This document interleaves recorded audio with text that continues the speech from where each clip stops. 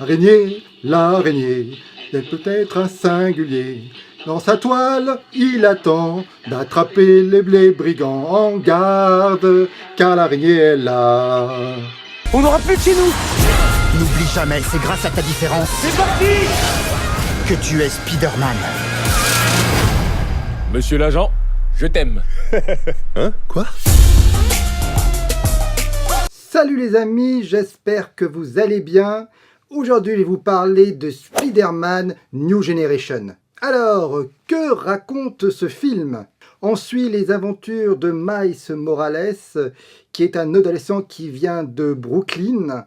Comme tout adolescent, il n'a pas d'amis, il se sent mal dans sa peau, il sait pas trop quoi faire de sa vie, il se demande même ce qu'il fout dans son bahut. Bref, un adolescent ordinaire du quartier de Brooklyn. Sauf qu'à un moment, il se fait piquer par une araignée radioactive et à mon avis, vous devinez la suite, et oui, il devient Spider-Man. Au début, il refuse les pouvoirs, il refuse le costume, et il se dit qu'en fin de compte, Spider-Man, ça peut être une directive pour sa vie. Parallèlement, on suit les agissements du fameux Kaïd, qui est le grand méchant de ce film. Il a créé un accélérateur de particules nucléaires. Tiens, ça me rappelle le dernier Cloverfield. Et évidemment, il va y avoir un accident et ça va ouvrir différentes brèches dans différents univers. Ainsi, d'autres Spider-Man des autres univers vont arriver dans celui de Miles Morales, notamment Peter Parker et Speedy Gwen, et plein d'autres encore d'ailleurs. Ils vont donc tous se réunir pour combattre le Kaïd et d'autres méchants comme le fameux Dr Octopus. Le film est produit par Phil Lord et Christopher Miller. Ils ont produit également Les Aventures Lego et 21 Jump Street. Au niveau des voix, on retrouve Nicolas Cage qui joue le Spider-Man noir et Shy-Mike Moore qui interprète le Spider-Man principal, Miles Morales. Ce film d'animation est assez spécial, qu'il a été tourné en 12 images secondes et non en 24 comme la plupart des films pour le cinéma. Ça donne parfois une animation un peu saccadée, un peu surannée qui me rappelle un peu les beaux jours du dessin animé Métal Hurlant, mais c'est pas du tout gênant et bien sûr c'est voulu. Ce dessin animé est donc en 2D et 3D. En termes de graphisme, il me rappelle beaucoup l'Ultimate Superman, série de bande dessinée qui est sortie en France au début des années 2000. Bref, on en a fini niveau prod. Maintenant, je vais enfin vous donner mon avis sur ce dessin animé. Eh bien, je vais vous le dire tout de suite. J'ai vraiment adoré ce dessin animé. Et j'irai même plus.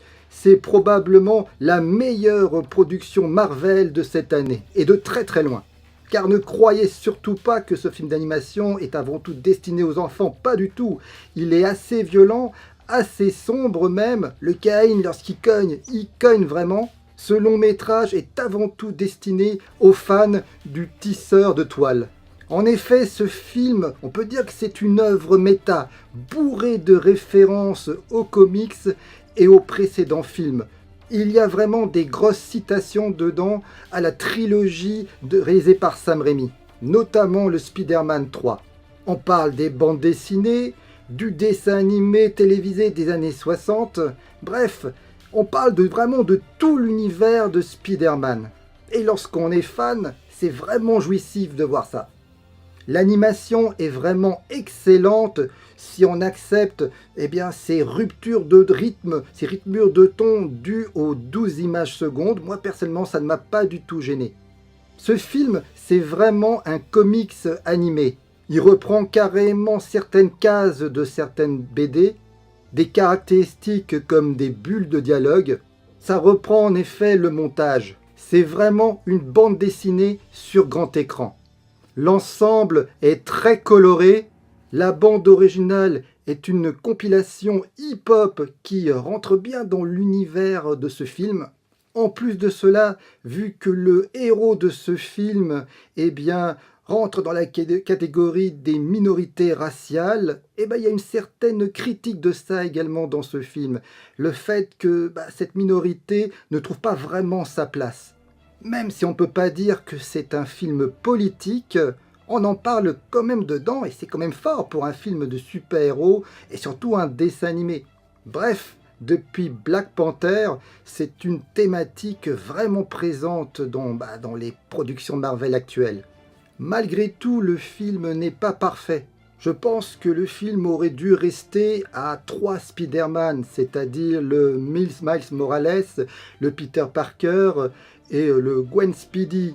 Le fait qu'il y ait d'autres Spider-Man qui vont arriver, comme un Spider-Man issu des mangas, un Spider-Man noir, ou carrément un cochon Speedy, et oui, il y a un cochon Speedy dans ce film, c'est peut-être un peu trop, car ils ne servent en définitive à rien. Ensuite, le rythme est ultra rapide, un peu trop peut-être à mon goût, et notamment le combat final est complètement psychédélique. En termes de mise en scène, en termes de couleur, en termes de luminosité, on en a plein la rétine. Et je dois avouer que j'ai peut-être pas tout compris à la fin du film, et il faudrait peut-être que je le revoie. Malgré tout, ce sont des défauts mineurs. Ça n'entache absolument pas à la qualité générale du long métrage. C'est un vrai film d'aventure jouissif, spectaculaire, bourré d'humour, mais qui sait être sérieux lorsqu'il le faut. Et il y a même des moments d'émotion dedans, chose, ingrédient important dans l'univers des Spider-Man. C'est curieux de voir que les 2 meilleurs films de super-héros de cette année, eh bien ce sont des dessins animés. C'est-à-dire ce Spider-Man-là et bien sûr les Indestructibles numéro 2 de Pixar. En effet, ce sont des œuvres totalement décomplexées et qui parlent vraiment aux geeks qui apprécient ce genre. Bref, je ne vais pas m'attarder plus longtemps. Vous avez compris, j'ai adoré ce long métrage. Je vous recommande vraiment d'aller voir ce film. Ne le ratez sous aucun prétexte. Pour moi, je peux dire, pour moi, c'est vraiment une suite quasi directe au Spider-Man de Sam Raimi. Et si vraiment vous aimez la trilogie de Sam Raimi, bien plus que les Spider-Man qui ont suivi, je suis persuadé que vous allez aimer ce film. Bref, n'hésitez pas à le voir. Je ne sais pas s'il cartonne, mais c'est un film qui mérite vraiment le déplacement. C'est un film original, audacieux, qui prend des risques, et c'est vraiment pas souvent qu'on voit ça dans l'univers des super-héros, et surtout de Spider-Man. Bref, j'arrête là. Dites-moi dans les commentaires si vous avez vu le film ou si je vous ai donné envie. Likez la vidéo, partagez-la si vous appréciez l'ensemble de mon travail. La prochaine vidéo va sortir dans 3-4 jours. Et oui, le rythme s'accélère et ce sera consacré à Aquaman. Bref, abonnez-vous à ma chaîne si vous ne souhaitez pas louper la prochaine. Allez, bye!